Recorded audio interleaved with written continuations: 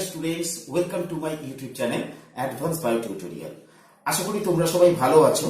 যাই হোক, আজকে তোমাদের সঙ্গে যে বিষয়টা নিয়ে আলোচনা করব সেটা হলো ফার্স্ট চ্যাপ্টারের পার্ট নাম্বার 3, উদ্ভিদের হরমোন। প্রথমে দেখো, এইখানে যে 6টা কিওয়ার্ড লেখা আছে, 1 2 3 4 5 6, এই 6টা কথা মনে রাখলে আর তার একটু একটু বিষয়বস্তু মনে রাখলে তুমি 8টা থেকে 9টা প্রশ্নের উত্তর দিতে পারবে তোমরা, যেগুলো কিন্তু মাধ্যমিকে আসে, খুব ইম্পর্টেন্ট কোশ্চেন। এবং এইটাকে যদি তুমি দেখো তাহলে হাফ পৃষ্ঠা মতো জিনিস, এই হাফ পৃষ্ঠা যদি একটু মনে রাখতে পারো তাহলে উদ্ভিদ হরমোনের হাফ হয়ে গেল, বাকি শুধু 3টে হরমোন করলেই হয়ে গেল। যাই হোক, আমি আর বেশি কথা না বলে ডাইরেক্ট চলে আসছি। প্রথমে আসবো আমি হরমোন। এখন হরমোন জিনিসটা কি? কিন্তু এই যে হরমোনকে আমরা বলবো রাসায়নিক সমন্বয়। কেন বলবো একটু পরে আসছি। বিজ্ঞানী স্টার্লিং 1905 সালে এই হরমোন টার্মটাকে প্রথম ব্যবহার করেন।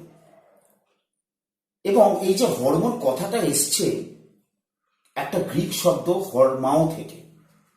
এই হরমাও কথার অর্থ হচ্ছে উত্তেজিত করা, উত্তেজিত করা।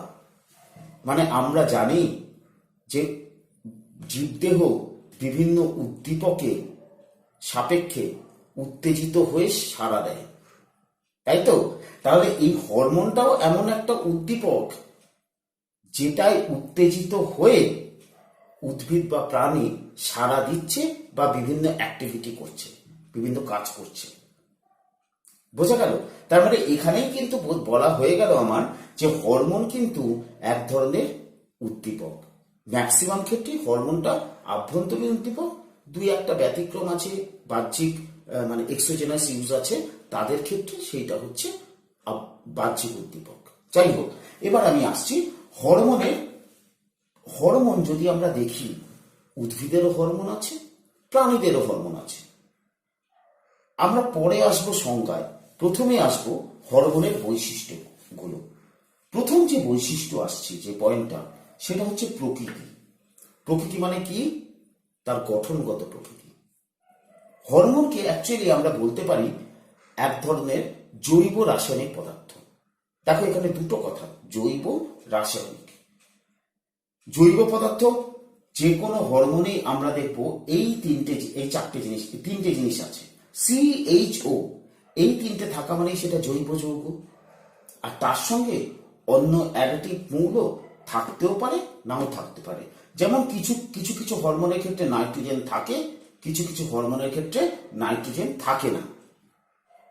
কিন্তু হরমোন মাত্রই আমরা জানি এটা জৈব রাসায়নিক পদার্থ। বোঝা গেল? এবার আসছি আমি উদ্ভিদ আর প্রাণীর ক্ষেত্রে। তাহলে উদ্ভিদের হরমোনের প্রকৃতি কি, প্রাণীর হরমোনের প্রকৃতি কি? প্রকৃতি যদি দেখি তাহলে উদ্ভিদ হরমোনের প্রকৃতি বলছে জৈব অম্ল বা জৈব ক্ষারীয় ধরনের।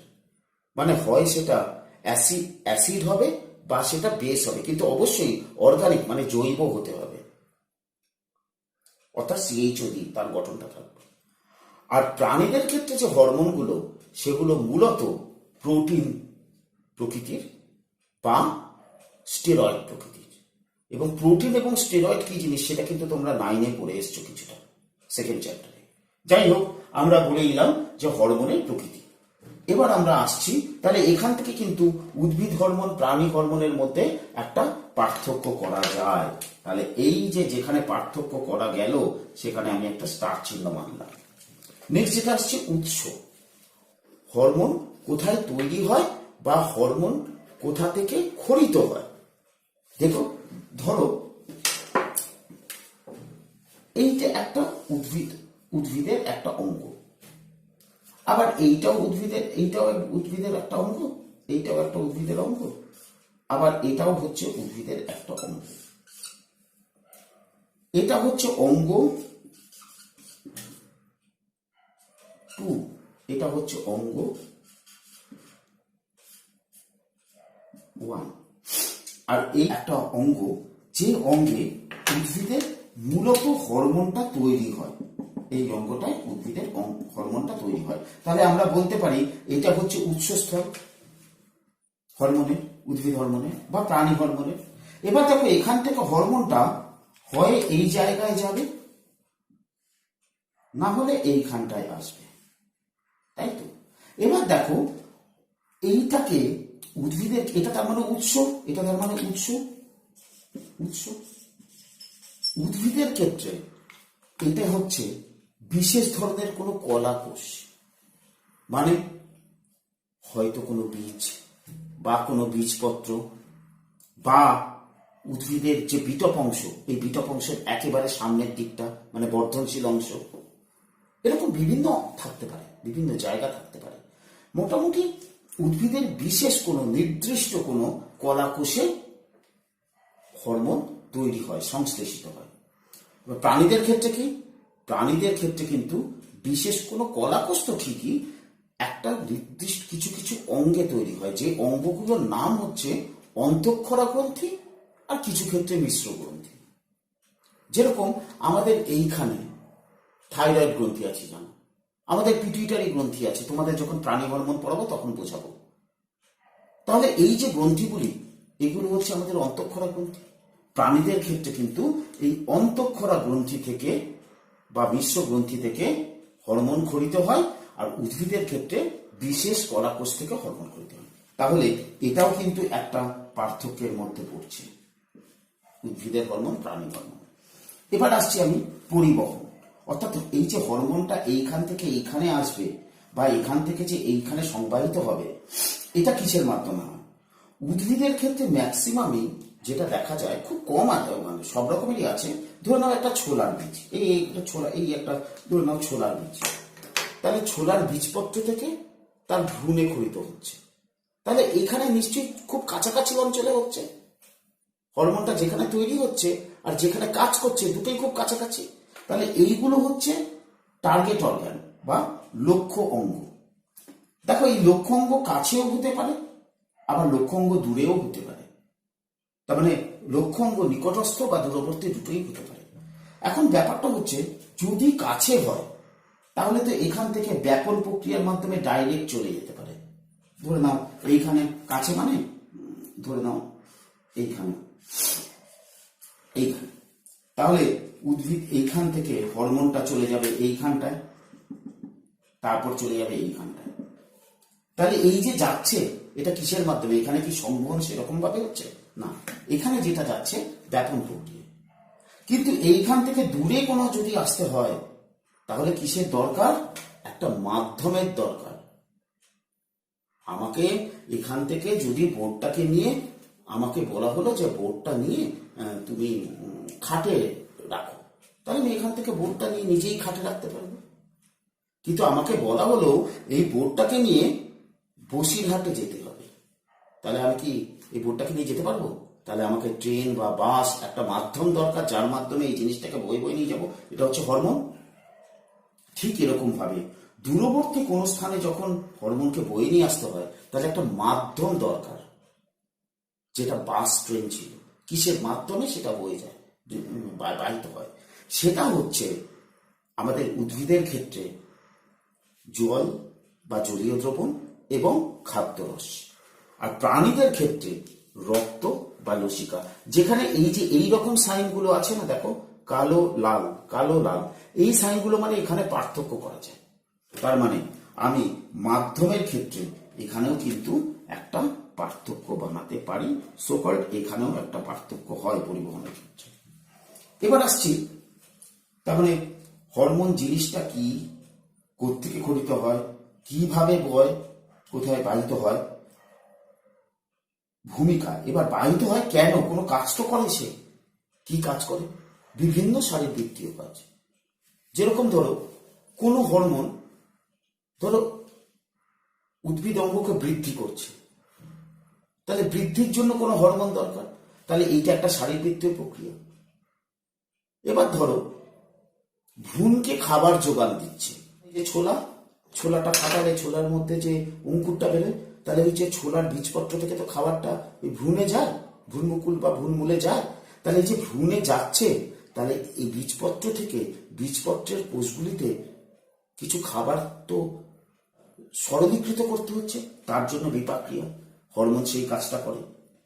তাহলে আমাদের শারীরবৃত্তীয় কাজ এবং বিভিন্ন বিপাক ঘটিত কাজ এগুলো কিন্তু হরমোন করে, উদ্ভিদের ক্ষেত্রে করে।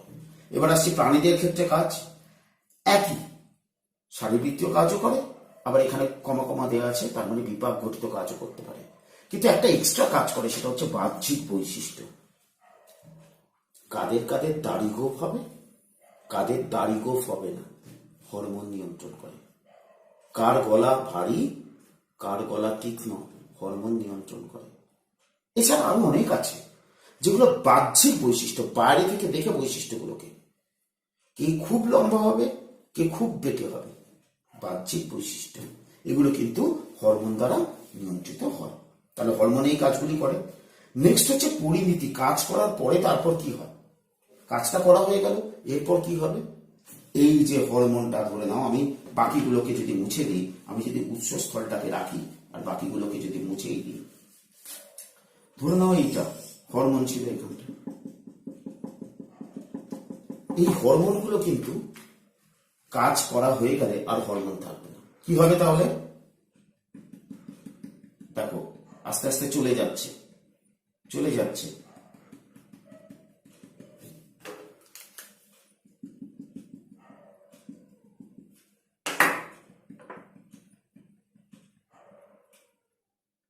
আর কি হরমোনটা আছে, কিন্তু দেখো এখানে কিছু না কিছু আছে, ঠিক এই জিনিস। অর্থাৎ হরমোনটা হরমোন থাকলো না, ওই রকম জিনিস থাকলো না, কিন্তু ওটা ভেঙে গিয়ে অন্য জিনিসে পরিণত হয়ে গেল। তাহলে এদের ক্ষেত্রে পরিণতি যেটা, সেটা হচ্ছে ক্রিয়ার পর ধ্বংসপ্রাপ্তি, উভয় উদ্ভিদ এবং প্রাণীর ক্ষেত্রে দুটোই হয়। আচ্ছা, এবার যেটা আসছে সেটা হচ্ছে প্রয়োগ। দেখো উদ্ভিদ এবং প্রাণীদের ক্ষেত্রে কিন্তু হরমোনের পরিমাণ একটা বড় ব্যাপার। অর্থাৎ যতটা হরমোন আমাদের, যত পরিমাণ হরমোন আমাদের দরকার, যে কোনো হরমোন, সাপোজ H1 একটা হরমোন, এই হরমোনটা আমার 3 ml দরকার, এটা যদি 3.5 ml হয় তাহলে কিন্তু অস্বাভাবিকতা দেখা যাবে। এটা যদি 2.5 ml হয় তাহলেও, এটা কিন্তু উদাহরণ দেওয়ার জন্য বলছি, তাহলেও অস্বাভাবিকতা দেখা যাবে। তাহলে মাত্রাটা, পরিমাণটা একটা ফ্যাক্টর। সেই জন্য প্রাণী হরমোন সাধারণত খুব বেশি প্রয়োগ হয় না, ওই চিকিৎসা ক্ষেত্র ছাড়া প্রয়োগ হয় না। তোমরা জানো আমরা সুগার হলে ইনসুলিন নিই, তাহলে ওই ইনসুলিন কি হরমোন, এই চিকিৎসা ক্ষেত্রে ইউজ হয়। আবার দেখো উদ্ভিদের কিন্তু ব্যাপকভাবে ইউজ হয়। তার মানে প্রাণী হরমোনের যে প্রয়োগ সেটা খুবই নগণ্য, খুব কম। উদ্ভিদের হরমোনের পরিমাণটা ফ্যাক্টর, কিন্তু অতটা ফ্যাক্টর নয় প্রাণীদের মতো। সেই জন্য কৃষিকার্যে, উদ্যানবিদ্যায় আমরা হরমোন ব্যবহার করি। যেরকম ধরো দীঘার সমুদ্রের পাশে কোনো একজনের বাড়ি, তাহলে ওখানকার মাটিতে কি নুনের পরিমাণ বেশি, ওখানকার কোনো একজন লোক চাইলো আমি সুন্দর ফুলের বাগান করব, তাহলে ওই ফুলের গাছগুলো অতিরিক্ত লবণে, আমরা এমনিতে বেশি নুন হওয়ার খাবার খেলে কি হয়, কষ্ট হয় না, খেতে কি ভালো লাগে, ঠিক উদ্ভিদেরও কিন্তু ওরকম, উদ্ভিদের সংবেদনশীলতা আছে। যে মাটিতে হয় সেই মাটিতে যদি নুন বেশি হয়ে যায় তাহলে তার একটা পীড়ন হয়, তার নাম লবণ পীড়ন। তাহলে সেখান থেকে ওভারকাম করার জন্য হরমোনের দরকার। তখন ওই লোকটা কি করবে, বাইরে থেকে হরমোন প্রয়োগ করবে, অ্যাবসাইসিক অ্যাসিড, হরমোনটার নাম হচ্ছে অ্যাবসাইসিক অ্যাসিড। এই যে প্রয়োগ করছে, তাহলে এই ক্ষেত্রে উদ্ভিদের এরকম প্রচুর ব্যবহার আছে, কৃষি ক্ষেত্র থেকে শুরু করে উদ্যানবিদ্যা, সরি, প্রচুর ব্যবহার আছে। তাহলে আমরা যেটা দেখলাম, উদ্ভিদের ক্ষেত্রে হরমোনের প্রয়োগ ব্যাপক, প্রাণীদের ক্ষেত্রে হরমোনের প্রয়োগ নগণ্য। ঠিক একটা কথা বলছি, যে সব জায়গায় এইরকম সাইন আছে, দেখে উদ্ভিদ প্রাণী, অর্থাৎ এখানে আছে স্টার, এখানে আছে ছোট্ট স্টার, এটা লাস্ট পয়েন্ট, এইখানে আছে স্টার, এইখানে আছে স্টার, এইখানে দেখো আমি এই চিহ্ন থাকা মানে কিন্তু আমি জায়গার অভাবে উদ্ভিদ প্রাণী করতে পারিনি, তার মানে কিন্তু স্টার। তাহলে দেখো আমার কিন্তু বড় পয়েন্ট 4টে হয়ে গেল, 1 2 3 4, মেন পয়েন্ট 4টে হয়ে গেল। তাহলে উদ্ভিদের হরমোন প্রাণী হরমোনের মধ্যে পার্থক্য হয়ে গেল, উদ্ভিদের হরমোনের বৈশিষ্ট্য হয়ে গেল, প্রাণীদের হরমোনের বৈশিষ্ট্য হয়ে গেল। এবার দেখো, হরমোনের ভূমিকার মধ্যে পড়ছে, সবার ক্ষেত্রে এটা প্রযোজ্য, সমন্বয়ক। এই যে লবণটা বেশি হয়ে গেছিল, সেই পরিবেশের জন্য সেই পরিবেশে নিজেকে ঠিক রাখার জন্য বাইরে থেকে হরমোন প্রয়োগ করা হলো, অ্যাবসাইসিক অ্যাসিড যেটা বললাম, লবণ পীড়নটাকে ওভারকাম করার জন্য। তাহলে এখানে কি হলো, বাইরের পরিবেশের সঙ্গে যে ভেতরে যে সাড়া দেওয়ার যে একটা সমন্বয়, একটা যোগ সাধন, এই যোগ সাধনটা হরমোন করছে। এটা একটা রাসায়নিক পদার্থ, সেই জন্য এটাকে বলছে রাসায়নিক সমন্বয়ক। শুধু তাই না, বিভিন্ন অঙ্গের মধ্যে যোগাযোগ, এই যে এখানে একটা অঙ্গ ছিল, এখানে একটা অঙ্গ, বিভিন্ন অঙ্গের সঙ্গে যে যোগাযোগ করছে সেখানেও সমন্বয় সাধন করছে। কিসের মাধ্যমে? রাসায়নিক পদার্থের মাধ্যমে। তাহলে রাসায়নিক সমন্বয়। তাহলে এখান থেকে আমরা আর একটা প্রশ্নের উত্তর পেয়ে যাচ্ছি, হরমোনকে কেন রাসায়নিক সমন্বয়ক বলা হয়। কিন্তু আমরা এখন আসল প্রশ্নের উত্তর পাইনি, হরমোন কাকে বলে। এবার আসবো, যে সকল জৈব রাসায়নিক পদার্থ বিশেষ কোনো কলাকোষ বা অঙ্গ থেকে ক্ষরিত হয়ে জলীয় দ্রবণ বা রক্ত বা লসিকা, অর্থাৎ এখানে আরেকটা কথা বললেও হবে, দেহ তরলের মাধ্যমে পরিবাহিত হয়ে নিকটস্থ বা দূরবর্তী কোনো অঙ্গে গিয়ে বা লক্ষ্য অঙ্গে গিয়ে বিভিন্ন শারীরবৃত্তীয় এবং অন্যান্য জৈবনিক প্রক্রিয়া সম্পাদন করে এবং ক্রিয়ার পর ধ্বংস হয়ে যায়, সেই ধরনের পদার্থকে আমরা বলবো হরমোন। তাহলে দেখো, এইটা মনে রাখলেই হয়ে যাচ্ছে। এবার যদি তুমি উদ্ভিদের হরমোন বা ফাইটো হরমোন কাকে বলে, এগুলোই বলে যাও, উদ্ভিদের গুলো বলে যাও, তাহলেই হয়ে যাবে। কি বলবে? যে সকল জৈব রাসায়নিক পদার্থ উদ্ভিদ বিশেষ কলাকোষ থেকে উৎপন্ন হয়ে বা উৎপত্তি লাভ করে উদ্ভিদ জলীয় দ্রবণ বা ব্যাপনের মাধ্যমে দূরবর্তী বা নিকটস্থ কোনো লক্ষ্য অঙ্গে গিয়ে বিভিন্ন শারীরবৃত্তীয় ও অন্যান্য জৈবনিক কাজ সম্পাদন করে এবং ক্রিয়ার পর ধ্বংস প্রাপ্ত হয়, তাকেই আমরা বলবো ফাইটো হরমোন। বারবার মুখস্থ করা দরকার নেই, এই ছকটা করবে। মোটামুটি 9টা থেকে 10টা প্রশ্নের উত্তর এখানে আছে। যাই হোক, আশা করি তোমরা এটা বুঝতে পারলে। এটা গেল আমার এই ভিডিওর প্রথম ফেজ। এবার আমি আসছি যে উদ্ভিদ হরমোন ক রকমের, আমি আসছি উদ্ভিদ হরমোন কিন্তু আবার 3 রকমের। এবার আসি আমরা দ্বিতীয় ফেজের আলোচনায়, অর্থাৎ উদ্ভিদ হরমোন, উদ্ভিদের হরমোনের প্রকারভেদ। আমাদের উদ্ভিদ হরমোন আমাদের সিলেবাসে যেটা পড়তে হবে, অক্সিন, জিববারেলিন, সাইটোকাইনিন, এই 3টি উদ্ভিদ হরমোন, আর কিছু কৃত্রিম উদ্ভিদ হরমোনের কথা পড়তে হবে। তার মানে এই ধারণাটা যাতে না হয় এই 3টে ছাড়াই উদ্ভিদের আর কোনো হরমোন হয় না, আরো অনেক হরমোন হয় উদ্ভিদের, ঠিক আছে? কিন্তু আমাদের সিলেবাসে এই 3টে আছে। আমি আসছি এই হরমোনগুলোর মোটামুটি কি কি পয়েন্টের উপর বেস করে পড়তে হবে। প্রথমে যেটা পড়তে হবে সেটা হচ্ছে রাসায়নিক নাম ও প্রকৃতি, তারপর উৎস, কোথা থেকে ক্ষরিত হয়, নেক্সট ভূমিকা, অর্থাৎ এই হরমোনগুলোর কাজ কি। এখানে আমি 3টে পয়েন্টের উপর হাইলাইট করেছি, তার কারণ এটা হচ্ছে কম্পেয়ার করার জন্য এই 3টে হরমোনের মধ্যে একটা কম্পারেটিভ অ্যাকাউন্ট করেছি। কিন্তু এটা যদি দেয় যে অক্সিন হরমোনের কাজ কি বা জিববারেলিন, সাইটোকিনের কাজ কি, তাহলে সেখানে কিন্তু আরো একটা পয়েন্ট, অর্থাৎ অন্যান্যর মধ্যে আরেকটা পয়েন্ট ঢোকাতে হবে। এবার আমি আসছি প্রত্যেক কটার ইন্ডিভিজুয়াল আলোচনা। প্রথমে হচ্ছে অক্সিন হরমোন। দেখো, নাম, এই রাসায়নিক নাম কি? Indole acetic acid. তাহলে পরিষ্কার নামেই বলে দিচ্ছে এটা একটা অ্যাসিড, অর্থাৎ এটা হচ্ছে একটা অম্ল জাতীয় হরমোন। নেক্সট আসি জিববারেলিন। এটাও হচ্ছে জিববারেলিক অ্যাসিড, মানে হচ্ছে অম্ল জাতীয়। তাহলে এটাও অম্ল জাতীয় হরমোন। আসছি এবার সাইটোকাইনিন। এটা যদি কেমিক্যাল নেম দেখতে চাই তাহলে এটা কিন্তু কোনো অ্যাসিড নয়, এটা এক ধরনের ফুরফুরাল পিউরিন, ঠিক আছে? যার ফলে এটা কিন্তু ক্ষারীয় জাতীয়, ক্ষার জাতীয়। তাহলে আমরা কোন হরমোনটা কি জাতীয় সেটা পড়লাম, প্রকৃতিটা পড়লাম, রাসায়নিক নামটা পড়লাম। এবার একটা জিনিস, সেটা হচ্ছে এই হরমোনের মধ্যে উপাদান।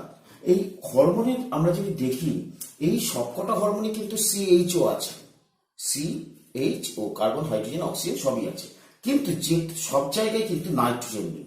যেমন অক্সিন নাইট্রোজেন আছে, জিববারেলিন এটাই নাইট্রোজেন নেই, কাটা। সাইটোকাইনিন নাইট্রোজেন আছে। তাহলে এরকম কোশ্চেন আসতে পারে, একটি নাইট্রোজেন ঘটিত অম্ল জাতীয় উদ্ভিদ হরমোন, একটি নাইট্রোজেন বিহীন অম্ল জাতীয় উদ্ভিদ হরমোন, একটি ক্ষারীয় উদ্ভিদ হরমোন। এইরকম বিভিন্ন টাইপের শূন্যস্থান পূরণ বা এমসিকিউ কোশ্চেন এখান থেকে আসতে পারে।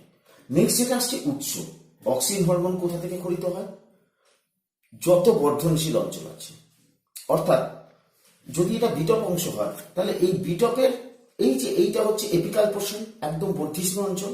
তাহলে এই বিটপের এই বর্ধিষ্ণু অঞ্চলে যে কলা কোষগুলি থাকে, ভাজক কলার কোষগুলি, সেইখানে দেখা যাচ্ছে অক্সিন হরমোন তৈরি হয়।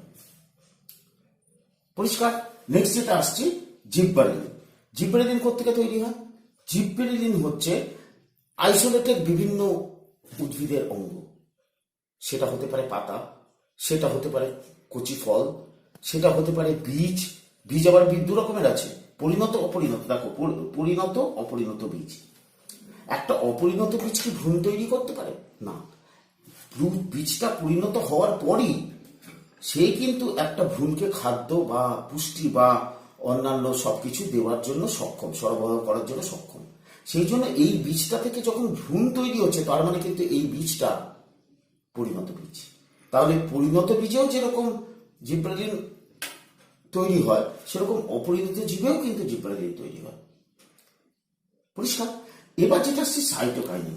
যত অপরিণত উদ্ভিদ অঙ্গ আছে, যেরকম অপরিণত বীজ, অপরিণত শস্য, অপরিণত ফল, অপরিণত ভ্রূণ, কোষ বিভাজনের মাধ্যমে তাড়াতাড়ি বৃদ্ধি পেতে হবে। দেখো, অপরিণত যে জিনিসটা, তাকেই তো তাড়াতাড়ি বৃদ্ধি পেতে হবে। শস্য অপরিণত মানে পরিণত শস্য পরিণত হতে হবে, তাহলে তাড়াতাড়ি কোষ বিভাজন করতে হবে। ভ্রূণ অপরিণত, তাহলে সেখানে তাড়াতাড়ি পরিণত গাছে পরিণত হতে হবে, তাহলে সেখানে ভ্রূণটাকে কোষ বিভাজন করে বড় করতে হবে। সেই সব জায়গায় দেখা যাচ্ছে সাইটোকাইনিন হয়। এবার আমি আসছি কাজে চলে আসি। অক্সিন হরমোন মেনলি কোষ বিভাজনে সাহায্য করে। দেখো, রাইট চিহ্ন মারা আছে। সাইটোকাইনিন কোষ বিভাজনে সাহায্য করে।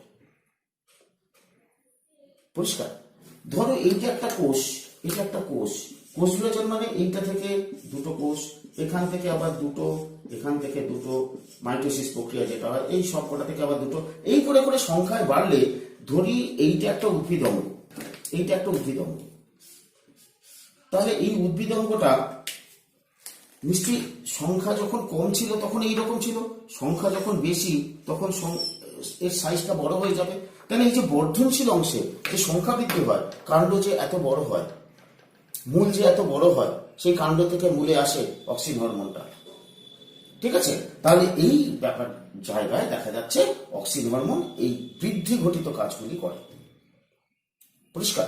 এছাড়া আর কি কাজ করে? ট্রপিক চলনে সাহায্য করে। আর একটা কথা প্রসঙ্গে বলে রাখি, এই যে বৃদ্ধি ঘটিত বলতে, দেখো এই মুকুলের লাস্ট পয়েন্টে লেখা আছে অগ্র মুকুলের। মুকুল আবার দু রকমের। ধরে নাও এই একটা গাছ, এই একটা গাছে এইখানে কিছু মুকুল থাকতে পারে, আবার এইখানে মুকুল থাকতে পারে, এইখানে মুকুল থাকতে পারে। এই যে এই মুকুলটা, এটা হচ্ছে অগ্র মুকুল, আর এই যে মুকুলগুলো, এইটা হচ্ছে কাক্ষিক মুকুল। তাহলে অক্সিন হরমোন কিন্তু অগ্রমুকুলের বৃদ্ধিকে সাপোর্ট করে, কিন্তু কাক্ষিক মুকুলের বৃদ্ধিকে কখনোই সাপোর্ট করবে না, বরং একে মন্দীভূত করবে আর এটাকে ত্বরান্বিত করবে, বাড়াবে। পরিষ্কার? এবার যেটা আসছে ট্রপিক চলন। ট্রপিক চলন আমি একটু বলে দিই। ধরে নাও এই একটা উদ্ভিদের বিটপ অংশ, ওই দিক থেকে আলো আসছে। তাহলে ওই দিক থেকে যখন আলো আসছে, ট্রপিক চলনের নিয়ম অনুযায়ী আমরা জানি আলোর দিকে এইরকম উদ্ভিদ অঙ্গটা বেঁকে যাবে। কিভাবে বাঁকবে? ট্রপিক এই অক্সিন হরমোনের এখানে ভূমিকা কি? ঠিক যে দিক থেকে আলো আসছে, তাহলে উদ্ভিদের এই সারফেসটা আলো পাচ্ছে, কিন্তু এই সারফেসটা আলো পাচ্ছে না। যেই সারফেসে আলোটা পাচ্ছে না, অক্সিন হরমোন সেই সারফেসে জমা হয়, যার ফলে এইখানে যেই জমা হচ্ছে, তাহলে এইখানে কোষ বিভাজন বাড়ছে, তার মানে এইটা আস্তে আস্তে বড় হচ্ছে। এটা কিন্তু সেই তুলনায় বড় হচ্ছে না, এটা যেই বড় হচ্ছে অটোমেটিক্যালি এইরকম ভাবে বেঁকে যাচ্ছে আলোর দিকে। তাহলে বুঝতে পারলে অক্সিন হরমোন কিভাবে ট্রপিক চলনে সাহায্য করে। এবার আসি জিববারেলিন। জিববারেলিন হচ্ছে যে বীজের সুপ্ত অবস্থা কাটাতে সাহায্য করে। বীজের সুপ্তাবস্থা, বীজ কি কাজে লাগে? বীজ থেকে তো আমাদের ভ্রূণ তৈরি হয়, সেখান থেকে গোটা গাছ তৈরি হয়। তাহলে বীজ থেকে যদি ভ্রূণ তৈরি হওয়া, মানে বীজের মধ্যেই ভ্রূণ আছে, এই ভ্রূণটাকে এরকম ভাবে বার করাটাই হচ্ছে সুপ্তাবস্থা কাটানো। এই যে ভ্রূণটা এইখান থেকে বার হবে, এই যে ভ্রূণটা বার হবে, অর্থাৎ ভ্রূণ মূল, ভ্রূণ মুকুল, এই যে এদের ডেভেলপমেন্ট হবে, এটা কিন্তু জীবপারাধীন হরমোনের ফলে হয়। ধরো কোনো পাতা সুগঠিত হবে, পত্রফলক বাড়বে, পত্রবৃন্তটা আরো সবল হবে জীবপারাধীন। তারপর ধরো একটা ফল আছে, একটা এরা কি করে, এরা কিন্তু ধরো এই একটা কোষ, তো এই কোষটাকে সাইজে বাড়িয়ে দেয়, আয়তনে বাড়িয়ে দেয়, যার ফলে অটোমেটিক্যালি একটা ফল যদি এইরকম কতগুলো কোষ নিয়ে থাকে, এরকম অনেকগুলো এই সাইজের কোষ নিয়ে আছে, আর যেই এটা সাইজে বাড়িয়ে দিল, সঙ্গে সঙ্গে এটা কি হলো, ফলটা বড় হয়ে গেল, এইরকম সাইজ হয়ে গেল কোষগুলো। তাহলে কোষগুলোর আয়তন বৃদ্ধি করার মাধ্যমে এটা কি করে, উদ্ভিদ অঙ্গের বৃদ্ধি ঘটায়। যেরকম ফলের বৃদ্ধি, ধরে নাও একটা আঙুরের থোকায় 10টা আছে, জীবপারাধীন প্রয়োগ করলাম, সেখানে একটা আঙুরের থোকায় 20টা হয়ে গেল, পরিষ্কার। তাহলে আঙুরের থোকা গুচ্ছিত ফলগুলোকে সংখ্যায় পায়। নেক্সট যেটা আসছে সাইটোকাইনিন। নামেই বুঝতে পারছো, সাইটো মানে সেল, কাইনিন মানে হচ্ছে গতিশীলতা, মানে কোষের বিভাজন। অর্থাৎ এই হরমোনের মেন কাজ হচ্ছে কোষ বিভাজন। কোষ বিভাজনের মাধ্যমে ও কি করছে, বৃদ্ধি ঘটাচ্ছে। ঠিক আছে, যে কোনো উদ্ভিদ অঙ্গের বৃদ্ধি ঘটাচ্ছে। এবার এটা কিন্তু খেয়াল রাখো, ঠিক দেখো, অক্সিন হরমোনের বিপরীত কাজটা করে। এরা কিন্তু অক্সিন কি করে, অগ্রমুকুলের বৃদ্ধি ঘটায়, কাক্ষিক মুকুলের বৃদ্ধিকে মন্দীভূত করে। আর এটা কি করছে, দেখো, কাক্ষিক মুকুলের বৃদ্ধিটাকে ঘটাচ্ছে, ত্বরান্বিত করছে, বাট অগ্রমুকুলের বৃদ্ধিটাকে মন্দীভূত করছে, প্রতিরোধ করছে। তাহলে বোঝা গেল, তাহলে এই যে ব্যালেন্স, এই ব্যালেন্সটা তৈরি করছে হরমোনের। কিন্তু প্রাণীদের ক্ষেত্রেও দেখব যে ইনসুলিন আর গ্লুকাগন, হরমোনের ক্ষেত্রে ব্যালেন্সিংটা দরকার, কারণ রেগুলেশন অ্যাক্টিভিটি বলে একটা ব্যাপার আছে। একটা যদি যায় তাহলে আর একটা তার নেগেটিভ এফেক্ট থাকে। তাহলে সেই রকম ইফেক্ট এখানে আমরা উদ্ভিদের ক্ষেত্রেও দেখতে পাচ্ছি। এদের কিন্তু কোনো রকমের, এই দুটো হরমোনের ক্ষেত্রে কোনো ধরনের চলনে, কিন্তু ট্রপিক চলনে এদের কোনো রোল নেই। এবার যেটা আসছি, সাইটোকাইনিনের আর একটা মেন কাজ, বার্ধক্য রোধ করা। আমরা বুড়ো হয়ে গেলে কি হয়, চুল পড়ে যায়, টাক পড়ে যায়, তাই তো? ঠিক সেরকম গাছ বুড়ো হয়ে গেলে কি হয়, তার বিভিন্ন ছাল বাকল খুলে পড়ে, পাতা মোচন হয়, ফলগুলি আর ধরে না, খুলে পড়ে। এই যে এই জিনিসটা মানে বার্ধক্যকে রোধ করে, আমরা কি করি, অ্যান্টি এজিং ক্রিম বার ইউজ করি। ঠিক সেরকম ওরকমই এক ধরনের জিনিস হচ্ছে সাইটোকাইনিন, যেটা বয়সটাকে, উদ্ভিদের যে বার্ধক্য সেটাকে প্রতিরোধ করবে, সেটাকে রোধ করবে। ঠিক আছে, এই গেল হচ্ছে বিভিন্ন উদ্ভিদ হরমোনের কাজ। এবার আমি আলোচনা করব যে কৃত্রিম হরমোন, উদ্ভিদের কৃত্রিম হরমোনের কতগুলো প্রয়োগ।